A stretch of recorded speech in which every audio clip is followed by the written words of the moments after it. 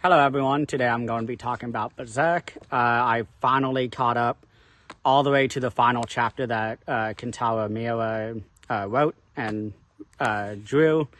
And let me tell you, it is a very bittersweet feeling that I'm feeling right now. It's one that is very deep because these last few volumes were so just perfect, very emotional. It tied off a lot of things that I was sort of like really hoping out of the story.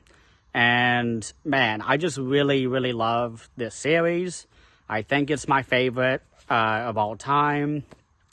I was just really blown away by every chapter. So I'm going to give basically a summary of every volume, and I'll give my thoughts on it, and I'll go on to the next one. And then I'll kind of give my thoughts to the overall series once I finish, and then we shall see. So volume 36, we have Guts using the Berserker armor in order to fight the Sea God and Bonebeard. Now, let me tell you, this is a section that I loved. I love the character Bonebeard. This is a character I'm actually really sad that we didn't get any closure with, because he is just so like awesome in terms of like a twist, like Miura's twist on pirates. Like, it was just so fun. I love his design. I love sort of the powers that he has, sort of all the creatures that follow him and fight for him, and all the crazy looking pirate dudes who are with him. Like, I love that section. And the Sea God stuff I really enjoyed. I love the artwork when Guts is fighting through all of the sea creatures trying to get to the Sea God. And then he gets to the Sea God and it just swallows him. And then we begin volume 37, which has him going through the Sea God's insides, trying to find the heart so he could kill it. This is so badass. This is so epic. This is the kind of stuff that I love in fantasy, and kind of the stuff that I love to see in books and video games and all this sort of stuff. And it was just really fun getting these volumes, these chapters, and there's all these shipwrecked ships within the Sea God that he's having to climb, and he's doing like parkour, and we have sort of like the acidic stomach bile like rising up and slowly like melting the creatures, and so they're trying to get to the heart, and Guts gets it. He kills the Sea God and it spits him out. And we have probably one of the most, I guess, volume-wise, the bloodiest event of from a single creature of Guts killing something. Just how much blood results from that was really fun. I really enjoyed seeing those panels of just how much just blood was sort of spewing out of the Sea God, and Guts coming out, and he's just, just head to toe blood.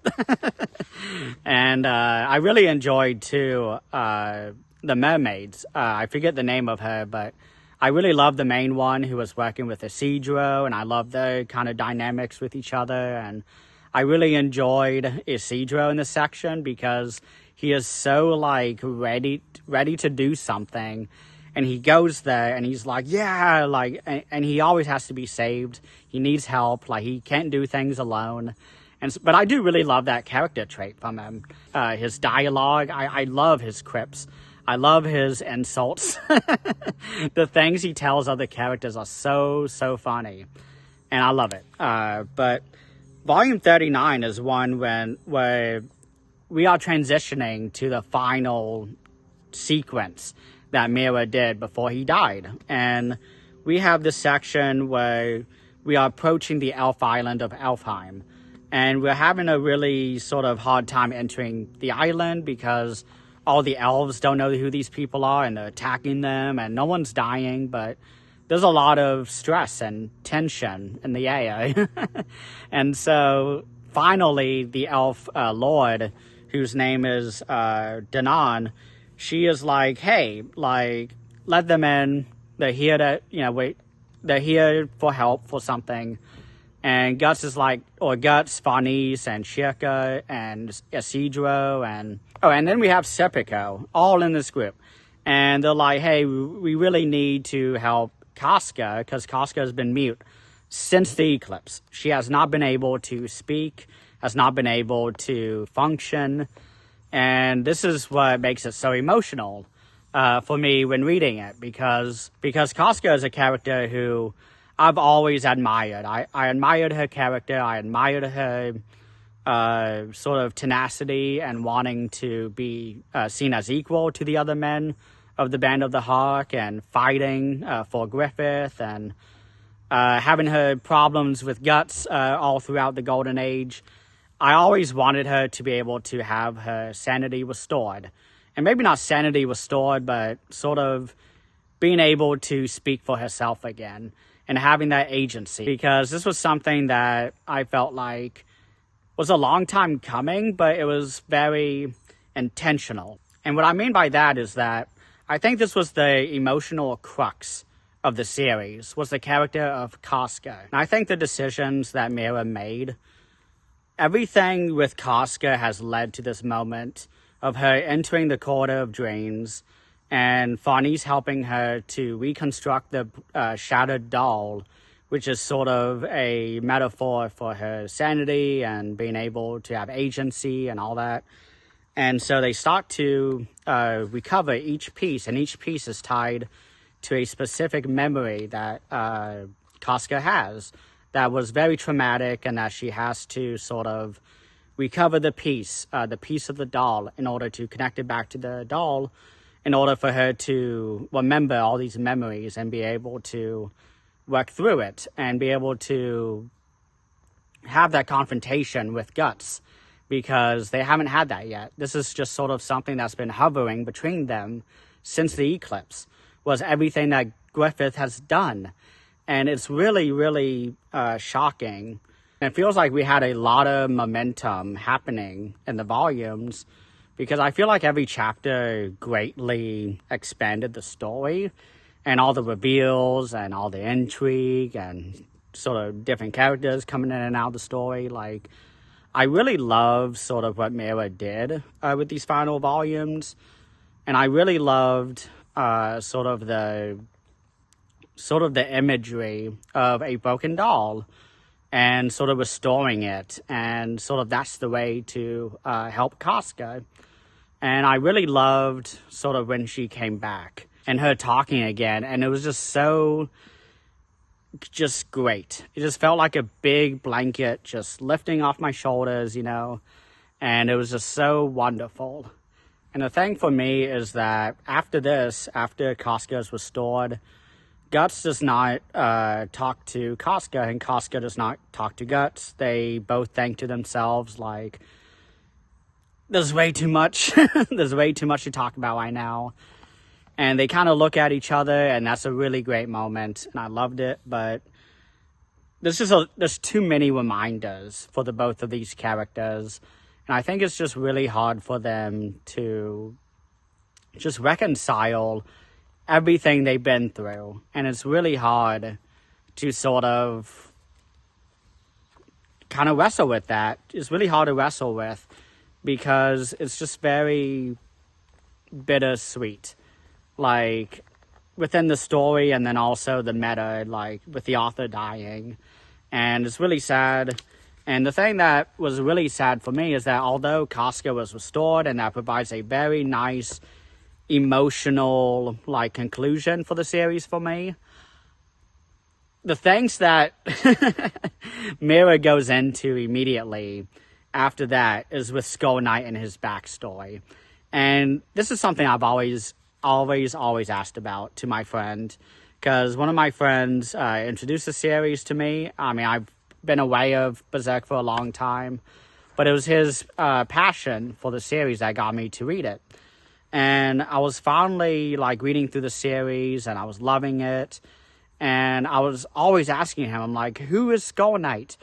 Where's he from? What's his past? You know, like, what's the story? Because he's very important, like, to the story, like, to the overarching, like, storyline going on through Berserk. Like, he's a very important figure. And I rewatched the Memorial Edition anime, I think it's 12 episodes, 13 episodes maybe, made a few years ago, maybe a decade, I don't know. But I love that. I love watching it. I love the 90s one too. Anything Berserk, I watch. And while I was watching it, I was thinking to myself, oh, King Berserk, this, character that was talked about, kind of in volume 8 or 9, kind of before the eclipse, but like while Griffith was still a prisoner. And I was like, maybe King Berserk is, Skull Knight. And I was like, that's great. And then we got the flashback that basically confirms that, King Berserk is Skull Knight. Or Skull Knight is King Berserk. And I was like, oh my god. And we get all the backstory of that. And we see a previous eclipse, the one before Guts and Griffith and all them. And we see a whole new cast of God Hand. And this is one of the big questions I had was, who are these God Hand? How do they become the God Hand? How do you kill a God Hand? And that moment, that panel, when you see all the 5 God-handed Void, who is probably my favorite of the God Hand, I was really shocked. I was really, really blown away by it because there's so many tentacles and it was very Lovecraftian. I loved it. And then my heart got hit really hard because I realized that we were probably never going to see what Miura was intending to do with that eclipse. And it's really hard for me to reconcile with that. I'll get over it. It's fine. But that was one of the many questions I had was the God Hand. And it's really just sad that the author is dead now. And it's just so sad. So I will continue reading everything past the final chapter that he did. But I'm treating it like a what if. Like, I'm sure there'll be things that I'll love, but I'm not taking it as canon. I think that's a very safe approach to do. Because I don't want to, comparison is the thief of joy. And I don't want to be comparing it, but Miura was just such a master, such a genius, and it's so hard. But I will say there was a moment that I have not talked about. And this is a amazing moment, an amazing one. I really loved when Wicket shows up to Falconia, which is the new home of Griffith and all the apostles and all that. All that. It's over Midland, so he's taken over. He has his own kingdom now, for the most part. I don't really know what other things he wants to do. He's accomplished his goal at this point, Griffith. So this is why it's very bittersweet for me, because I feel like we're at 80% of the series. I feel like we're done. We really only have, like, the God Hand showdown and, like, Guts and Griffith showdown, and, like, that's it, I feel like. And also defeating Griffith. That's really it, I feel like, with the story. And there's a moment when Wicket meets Griffith, and he's talking with him, and talking about, like, Bend of the Hawk and all this stuff, and Wicket knows, like, what Griffith has done, and he just goes up there and he just slaps the shit out of him, because Wicket, if you don't remember, he set up all the swords for the Bend of the Hawk after the eclipse, because he didn't know how they died, but he knows that they did die, and because Guts told him everything, and so that's sort of like, that was like a moment I felt like when Griffith was slapped, that I felt like we were starting to sort of escalate, or Miura was escalating sort of the violence against Griffith, because that's something we haven't really seen since the eclipse, since before the eclipse, was any violence towards Griffith. And I think it's a really interesting thing that Miura did, because I think that was his moment where he was like, we're at a certain point, Casca is about to be restored, and it's time to show down with Griffith. He has his kingdom, like, it's time to go into the final stages of the story. And we're not getting it. And I've already said what my plan is, but that slap, man, I loved it. It was really awesome. So one thing that I forgot to even talk about was that Griffith was actually the Moonlight Boy this whole time. So the Moonlight Boy, if you don't remember, is that there was a mysterious boy who showed up, like, right before the invasion of the Kushan fleet, way back, like, after Farnese joined the group, and Shirka was with the group, and I think Guts had the Berserker armor by this point. There's a moment when Griffith is sitting down and... Or, no, okay, so the original occurrence is that the Moonlight Boy is sitting there with Casca. He lifts up his hair like this. He just kind of lifts it up, from his shoulder and is looking down at it. And then Griffith, a few chapters later, does that exact thing. And I caught that. And I was like, oh my God, like that's the same sort of motion they're doing. Maybe the father and son. I was like, well, that's not it. What if they're the same person? What if they somehow got twisted into each other during the eclipse? Because there was a lot of shenanigans going on metaphysical-wise with the God Hand and with the God Koi, which I know that's not canon, but to me it's canon because it's very thematically fits. But I feel like there was just so much build-up to this Moonlight Boy, and it ended up he was Griffith the whole time. And I did not think that ever until that moment when Griffith picked up his hair, and I was like, wait a minute. Like, that boy just did that same thing, and that's how he's able to do it. And then we have the final panel of the entirety of Berserk that Miura did, which is Griffith crying and kind of looking over his shoulder and saying, like, I'm alone because I can't, be with anybody, because every time, the moon goes all the way up, like it's a full moon, he's transported into this kid and he can't talk to anybody. He just has to wander around. And it's really sad, but, like, kind of have to do what you gotta do. Like, I don't have any sympathy for Griffith, personally. He's not the best guy. But that's a really nasty fate when you think about it. Sort of being twisted into another soul, and every full moon your bodies are switched, and, like... So what's the boy doing as Femto? What is he doing, like, when he's in Griffith's, quarters? Like, what is he doing? Like, what is, like, Grunwald and all them? Grunwald, I always forget his name. I always screw it up. But you know what I'm talking about. Like, what if one of his main guys comes in and is like, who is this boy? Like, do they know about this? And some of the questions I had after finishing the final chapter was, how do the God Hand die? What is Skull Knight's past? I know we got a lot of it, but maybe there's more. Guts versus Griffith. That's just something I had. Like, how is that going to go down? What are the fates of Griffith's apostles? Like, all his grunt apostles and also his leader apostles, like Grunwald and Archer guy. I forgot most of the names currently, but all of them, like, what are their fates? Will Casca kill Griffith? Will she land the final blow on him and kill him or stab him, like, through the heart? Like, what will she do? Like, what's her role in the story after this moment? Like, that's another question I had. What's Rickard's role in the story? Like, he slapped Griffith. Is Griffith going to let that go? Maybe. I don't know. Griffith probably feels justified in being slapped, but will the other God Hand see it that way? Like, oh my God, you let a mortal, slap you.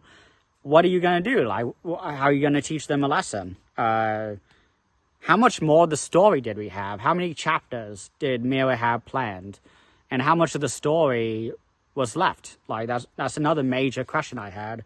And finally, what's the fate of Princess Charlotte and Nosferatu Zod? These are two characters who have been there since the beginning of the series. And they have popped up a lot. And they're very important, they're very iconic, they're very important and amazing, and I love them. And I really want to know, like, what the future roles are for the story. And will they die? Will Charlotte just die and just be tossed aside at the end of the story? Which would make it very, very bittersweet and sad. Well, not bittersweet, just very sad. Because Charlotte has just been head over heels for Griffith this whole time. Just very naive, not thinking about what's going on. And it's really, really sad, like, her story, what she's had to endure and go through. And I'm just really sad that, like, we're not going to get Miura's version of the rest of the story. Because these are all questions I want to know. And I want to know Miura's, like, I want to see Miura do it. So, yeah.